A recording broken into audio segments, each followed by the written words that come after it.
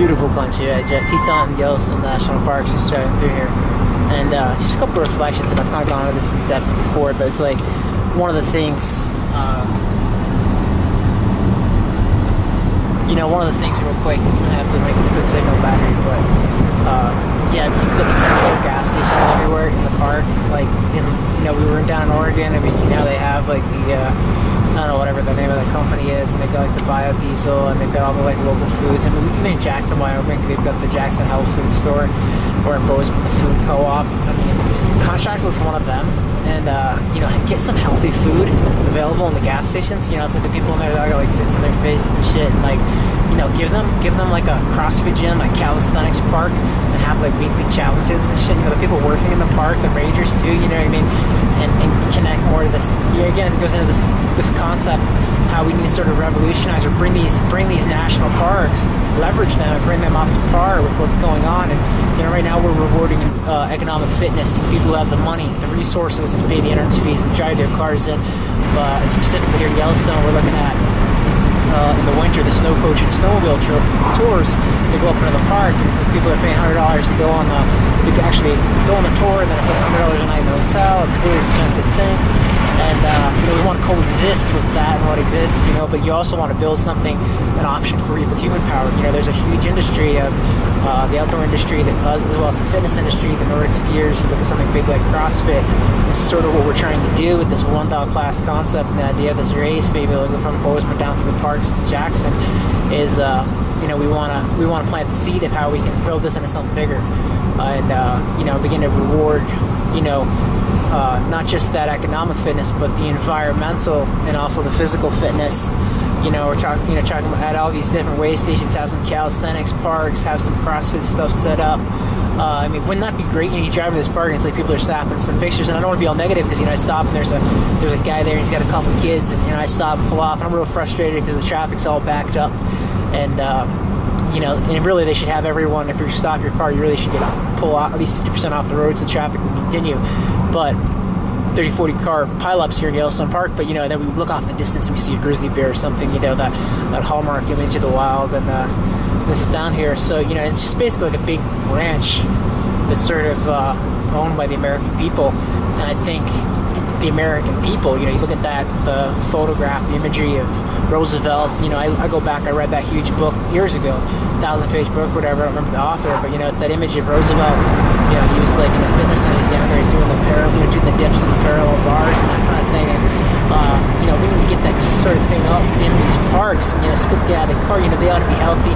We need to be breathing that fresh air. You drive down to these more metro urban areas, and all the pollution, all these cars are going up in here, and in the winter, all the snow coach and all the, Jackson, we've got the Jackson, we're driving a veggie fuel truck or something through town, so we've got the knowledge, in Bozeman as well, in these adjacent communities, we have the network, and we have, the businesses are there. Why are we contracting with Sinclair gas stations and selling cheap fucking unhealthy food? Why aren't people there working in the park, the rangers, as well as the people working at the gas stations and all the waste stations? Why aren't they more locals? Why aren't they better taken care of? And why are we looking harder at all of the concessionaire contracts and that kind of thing too, and holding everyone to a higher standard? It's just the American experience here, and I'm not trying to be negative about it. I'm just trying to be thoughtful about it, you know what I mean, and constructively criticizing with my observations and my sort of the clarity of my enlightenment here. You drive through here, and in the winter, if someone wanted the Nordic ski through Yellowstone Park, that's a great thing that someone should want to reward. They're human power. They're going to be using their body, and they're going to be more fit because of that. They're going to live longer. They're going to be more healthy, a better contributor to the community. Chances are, if they're going slower, they're going to take some better pictures, make some more thoughtful observations. As well as some of these waypoints, I think it's debatable whether, honestly, you might want to have some wired Wi-Fi in there, just because, the social media, the internet age, and people are in there, they're gonna do the marketing for the park. They're gonna upload a photograph or something of themselves while their time in here, and share that story, and the more people are going to come to the park, which is going to drive sales and revenues. I don't think you need at every place, but a couple of the major locations, just for I think that is a natural progression step too. But again, it's just like put some calisthenic parks up, have maybe some real basic like garage type CrossFit. And if you're in the park and you paid your way into the park, you ought to be able to access this stuff for free. And I think you need better, healthier food at all those locations, and everyone needs to be you need to reward the environmental fitness, and environmental fitness is, I'm focusing more on, like, if someone wanted to drive their car up into the park and it was like a veggie fuel, biofuel vehicle, they ought to be able to go in for free, and it should be held up as an example. And in terms of converting all those, this is basically a resource management sort of discussion, conversation that's about conservation. But it's like, and if you're able to ski through the park, you probably ought to be able to ski through the park for free and be able to stay where you want in the park, and not have to run into issues with the rangers. It's like you can't take your dog off the roadway in the park, but you've got people with their jet boats all over Jackson Lake, Yellowstone Lake, with people towing people on skis and stuff, and I'm all about coexisting, and I don't think anyone really cares if you walked your dog down there real quick and took a swim, or let the dog get a little drink of water. But you gotta get what I'm touching on, and and I think the one dog class, I think there's a lot of bureaucracy, and people don't want to listen to someone unless they're like God, or a president or something, in terms of making these sort of decisions, or senator. And I don't think that really should be the way it is. I think the people, especially some of these neighboring communities, Gardner and Jackson, a lot of them don't get up into the park as much as they probably could or wanted to. You need to have more. You need to set it up more for success, and builds into what we're trying to do with this one dog class. But it's really, the one dog class is just something small. What we're trying to, you look at all the national parks, they need to be used as a tool to leverage clean energy economy, to be able to leverage the health and fitness industry, to be able to make everyone more healthy in terms of their bodies, in terms of the air we breathe, lowering carbon emissions. And you feel that wind, cracked windows blowing around this car as we're driving up. You want to lead by example, but it's if you never drive through the park, if you never go into the park, you're never gonna get an opportunity to make the observations and the criticisms and suggestions. So that's what we're gonna be trying to do this winter, is we're gonna try to pull together some people from the mushing community, from the CrossFit community, from the Nordic Olympic skiing community, the outdoor people, in Bozeman and in Jackson, and have them do this sort of competition, trip or whatever. And I'm not gonna try to make him something that's not. But skiing down, they skied a little bit up by Bozeman Husking, skiing in Bozeman, and then basically trying to take off from Gardner and ski down through to Flag Ranch, get trucked, kind of like a stage race type format, to Signal Mountain, and then ski that final 30 miles like Jackson. And I think it'll be something that'll kind of push the CrossFit community out of their comfort zone. They're very much more of a warm weather group, and specifically gym oriented. I think it's specialized to the point where you can observe pros and cons. I'm not really sure, but I'm not sure that they're going to be the ones that'll excel at this. You've got something like the Olympic Nordic community, more sprint oriented, tremendous amount of technical expertise in terms of skiing. You've got something like a Spartan community off on the fringe, which might be something that they could excel at here.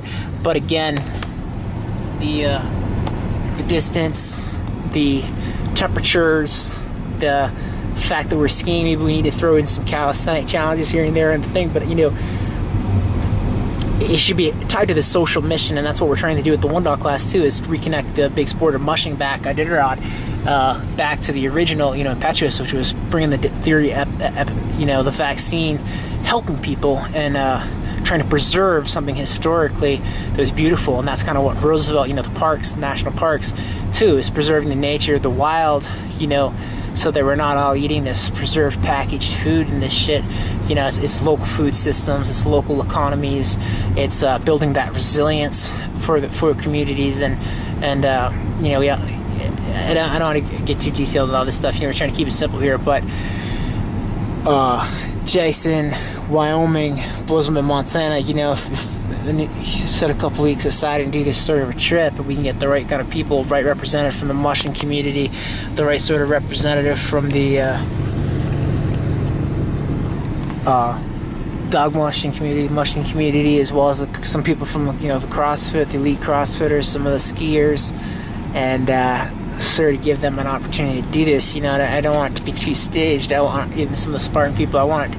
I like the flavor of competition. I look at something like Jackson Jeremy Jones. Doesn't want to go to the Olympics. He's kind of more effective with his big films and just kind of going and climbing the mountain, doing his own thing instead of going into the box, so to speak, with the half pipe competition. But still, and I'm sort of like that in terms of my music and development as an artist. I'm not like in LA.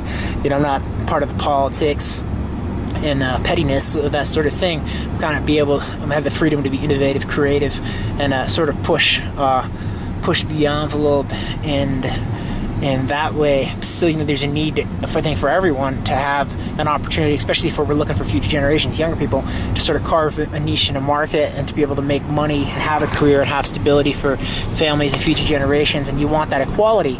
So it's not just the person who has the money to go travel and climb the big mountain. You want that equality so that there's a little bit of structure in there, for the younger people to compete and that sort of thing. So I think it's a healthy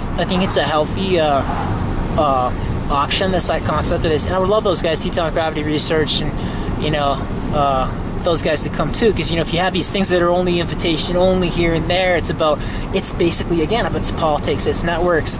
You want something where there's the space for that competitive atmosphere or to thrive and to grow and here, and again, looking at the concessionaire contracts for the park, we've got whatever they are doing here, whatever type of, who's managing all the gas stations, the different lodges. I was in there last one or two, and I don't want to be a jerk, but really, I think someone else could put a better bid together for a healthier option for food and for fueling stations and some incentives for renewable powered vehicles, and it's 2015. This technology's been around for 20 years, and I think the national parks should really have an opportunity to step up and be sort of a leader in helping the United States become better at this sort of thing, and also the local economies, getting the local food into the